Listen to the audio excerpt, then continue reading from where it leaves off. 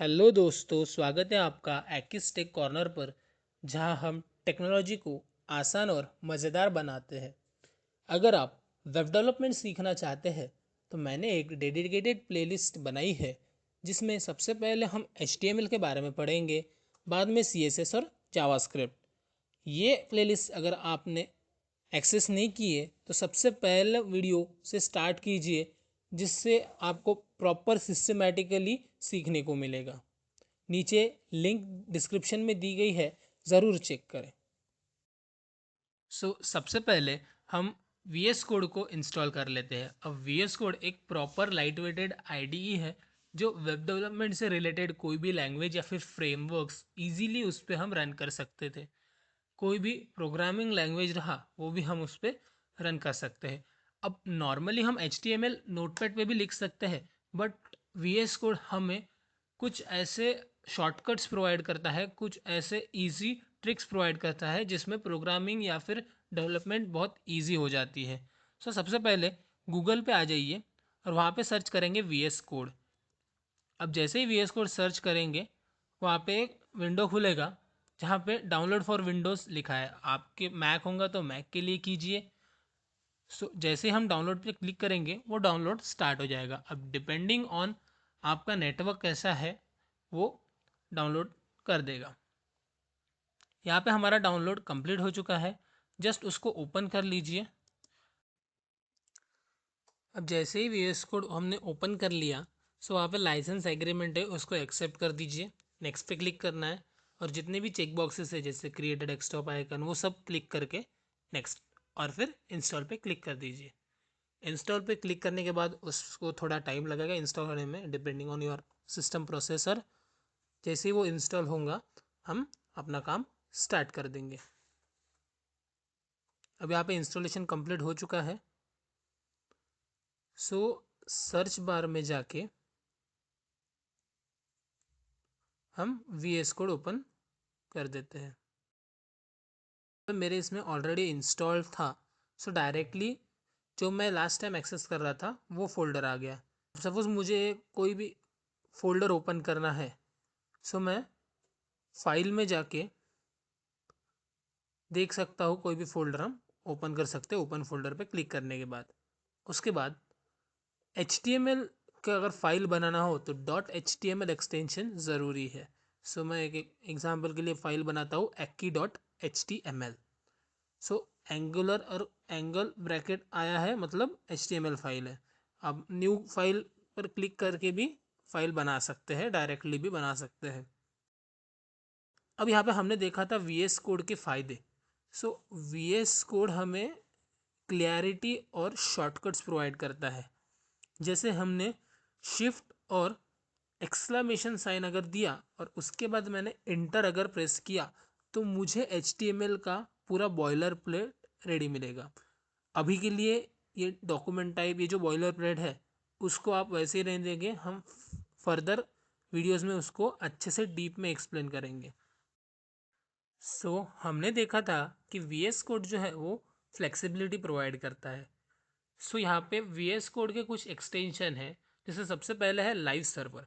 अब ये live server जो है वो डेवलपमेंट में बहुत काम में आता है। जब भी बड़े से बड़े कोड या फिर बड़े से बड़े वेबसाइट हम डेवलप करते हैं, तब हमें लाइव देखना पड़ता है कि क्या चेंजेस हो रहे हैं। जो भी है हम लाइव देखना चाहते हैं, क्योंकि जो कुछ भी है एट द एंड हमारे रिजल्ट पे डिपेंड करता है।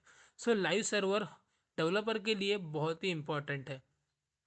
इसका एक डेमो देख लेते हैं कि वो वर्क कैसे करता है। सपोज़ मेरा ये कोड है, अभी इसको हम आगे डिस्कस करेंगे। अब नीचे देख सकते हैं यहाँ पे गो लाइव का ऑप्शन आया होगा। गो लाइव पे क्लिक करेंगे, ये रन हो गया है। अब हमारे डॉक्यूमेंट में, हमारे पेज पे कुछ लिखा नहीं था, इसलिए ब्लैंक आया है। सपोज़ हम कुछ लिखते हैं बॉडी के अंदर, H1 में हेलो दोस्तों अगर हम लिख लेते हैं, उसमें आप देख सकते हैं जैसे ही हमने H1 में हेलो दोस्तों लिखा और गो लाइव पे क्लिक किया, आप देख सकते हैं कि जो हमारा आउटपुट विंडो है उसमें हेलो दोस्तों लिख के आया। अब ऐसे तो नहीं समझेगा, सो उसे साइड बाय साइड लेके देख लेते हैं। अब मैं उसमें H2 लिख रहा हूँ, ये H1 H2 हेडिंग्स जो है आगे हम डीप में डिस्कस करने वाले हैं। सो उसके लिए डोंट वरी, जस्ट इतना समझिए कि बॉडी के अंदर जो भी लिख रहे हैं हम वो डिस्प्ले हो रहा है।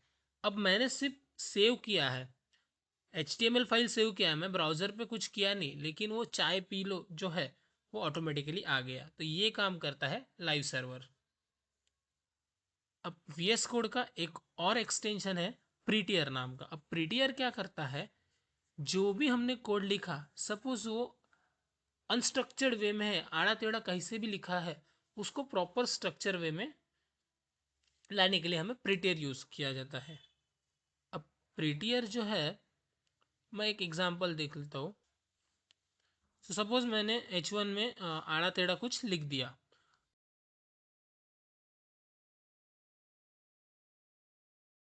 अब यहाँ पे फॉर्मेट विथ प्रीटियर करूँगा, सो वो प्रॉपर एक लाइन में आ चुका है।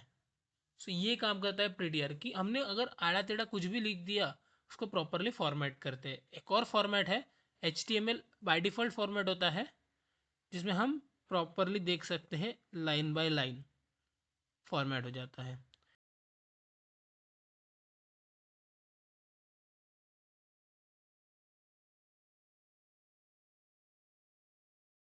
और डीप में जाए VS कोड का तो उसके थीम देख सकते हैं हम।